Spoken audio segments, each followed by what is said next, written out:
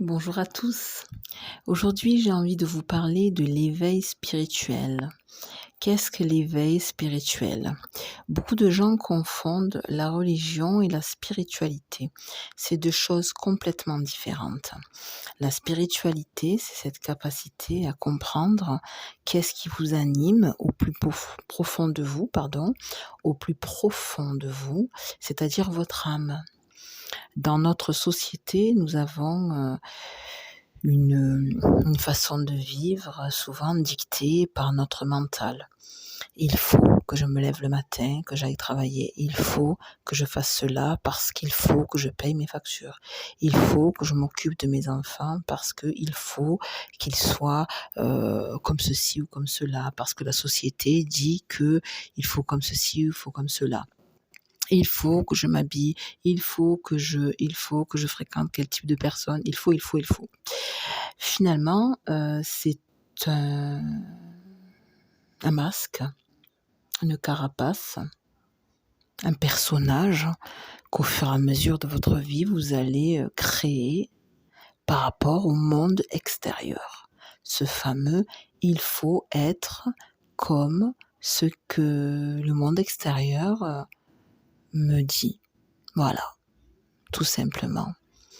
En fait, l'éveil spirituel, c'est tout simplement l'instant où vous allez vraiment être en adéquation avec ce que vous faites, mais aussi ce que vous voulez au plus profond de vous. C'est ça l'éveil spirituel. Alors bien sûr, ce n'est pas facile.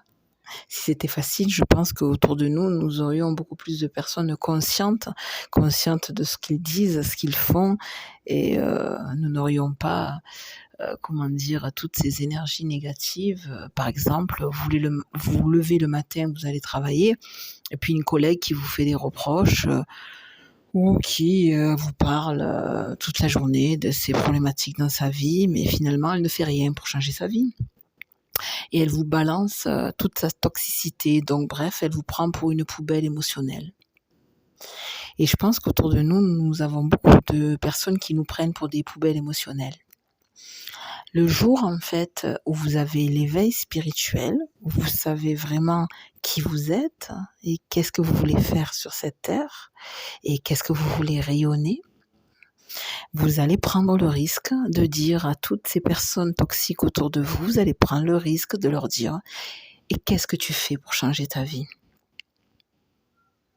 Pourquoi tu me balances toutes ces sornettes puisque la seule personne qui peut agir dans ta vie, c'est toi. Arrête de te cacher derrière des fausses excuses et qu'est-ce que tu veux vraiment faire ? Arrête de te positionner en victime, arrête d'attaquer le monde entier, arrête, stop. Et c'est ce qu'on appelle couper les liens toxiques. Alors c'est sûr que l'éveil spirituel va vous mettre dans une situation de solitude, parce que les gens, ils n'ont pas envie d'entendre votre sincérité. Et puis c'est votre vérité à vous. Peu importe si les autres ne sont pas dans votre vérité, vous n'allez rien leur imposer, vous allez simplement vous protéger. Vous allez faire ce qui résonne pour vous. Vous allez exprimer ce qui résonne pour vous.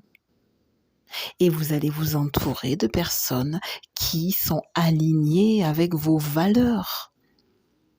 Vous n'êtes pas obligé de faire rentrer n'importe qui chez vous.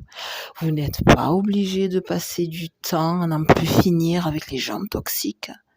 Vous pouvez vous concentrer sur la tâche que vous avez à effectuer au sein de votre travail.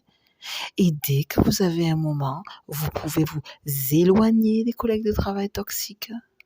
Le jour où c'est carrément le lieu de travail qui vous est toxique, vous avez le droit de quitter le lieu. Vous n'êtes pas collé les pieds au sol dans votre lieu d'exercice de travail.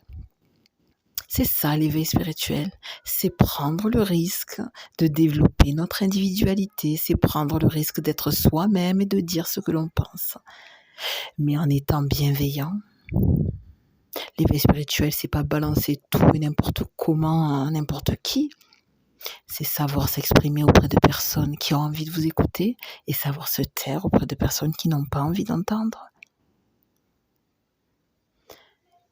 Je vous laisse méditer, je vous laisse travailler sur vous et je vous souhaite vraiment de trouver qui vous êtes, quelles sont vos valeurs et avec qui vous avez envie de partager votre vie.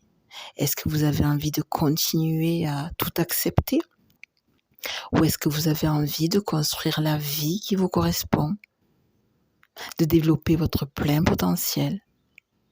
Si vous avez besoin d'aide, aujourd'hui je suis infirmière et coach de vie. Mon site coachingpositif.fr. À bientôt. Au revoir.